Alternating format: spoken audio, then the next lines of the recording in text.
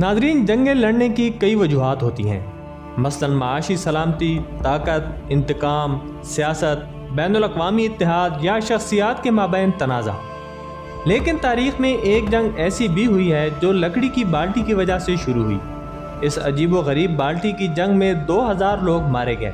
यह 1325 की बात है, जब इटली की दो रियासतें बलूना और मोडीना एक दूसरे के सख्त मुखालिफ थी। एक बार मोडीना शहर के कुछ फौजी बलूना में दाखिल हो गए और कुएं से पानी निकालने के लिए लकड़ी की बाल्टी को चुराकर अपने साथ ले गए।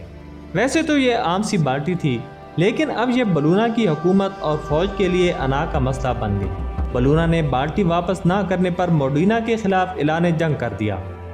बलूना की 8000 फौज ने मोडीना की 32000 फौजियों को शिकस्त दे दी। इस जंग में 2000 फौजी मारे गए, लेकिन मोडीना ने बाल्टी वापस नहीं की। यह बाल्टी आज भी इटली के शहर मोडीना में मौजूद है।